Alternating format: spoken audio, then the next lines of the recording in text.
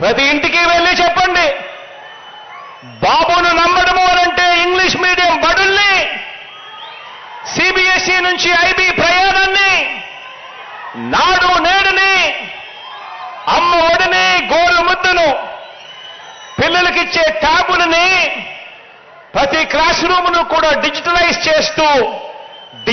చేస్తూ IFP panels పెడతా ఉన్నా మన స్కూళ్ళని, మన క్లాస్ రూములను వీటి అన్నింటికీ కూడా రద్దు చెబుతూ చంద్రబాబు నాయుడు గారికి ఓటేయడము అనంటే మన పిల్లల బంగారు భవిష్యత్తును మనమే తాకట్టు పెట్టడము అని చెప్పి ప్రతి ఇంటికి వెళ్ళి చెప్పండి. ఏ ఒక్క రైతైనా కూడా బాబు వాగ్దానాన్ని నమ్మడము అనంటే 2014లో మాదిరిగా మరోసారి తాము నిలువులా మునగడానికి సిద్ధం కావటమే అని చెప్పి ప్రతి రైతన్నకు వెళ్ళి చెప్పండి. ప్రతి అక్క చెల్లెమ్మకు వెళ్ళి చెప్పండి.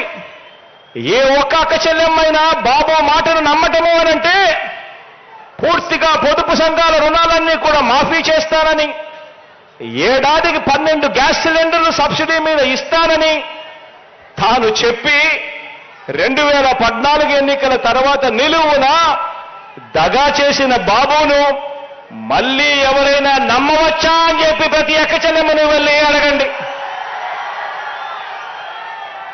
బాబుకు ఓటు వేయటము అంటే ఇంటింటికి వచ్చి సేవలు అందిస్తున్న వాలంటీర్ వ్యవస్థ మాకిక వద్దు, జన్మభూమి కమిటీలు మళ్ళీ రావాలి అని ఓటు వేయడమే అని చెప్పి ప్రతి ఇంటికి వెళ్ళి చెప్పండి. చంద్రబాబుకు ఓటు వేయడము అనంటే 5 ఏళ్ల క్రితం వదిలించుకున్న చంద్రముఖిని మళ్ళీ వారి ఇంట్లోకి తీసుకొని రావడమే అని చెప్పి ప్రతి ఇంటికి వెళ్ళి చెప్పండి.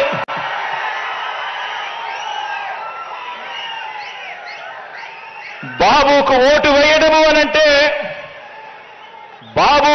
వేయడము అనంటే డీబీటీ ద్వారా, అంటే మీ బిడ్డ మీ అన్న బటన్ నొక్కుతా ఉన్నాడు, నేరుగా నా అక్క చెల్లెమ్మల కుటుంబాల ఖాతాల్లోకి డబ్బులు వెళ్ళిపోతా ఉన్నాయి. ఎక్కడ లంచాలు లేవు, వివక్ష లేదు. కానీ చంద్రబాబు నాయుడు గారికి ఓటు వేయటము అనంటే ఈ సంక్షేమ అభివృద్ధి పథకాలన్నింటినీ కూడా రద్దు చేయండి అని, మీకు మీరే ఆమోదం తెలపడమే అని ప్రతి ఇంటికి వెళ్ళి చెప్పండి. ఇక జన్మభూమి కమిటీలు వస్తాయి, చంద్రబాబు వస్తారు, చంద్రముఖులు ముందుకు వస్తాయి అని చెప్పి ప్రతి ఇంటికి వెళ్ళి చెప్పండి.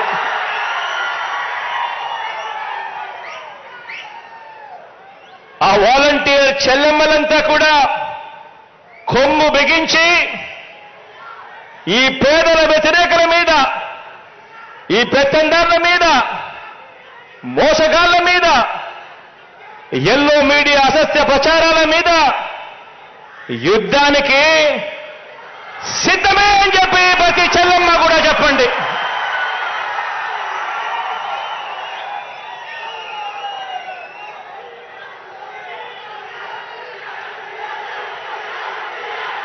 మేము సిద్ధమని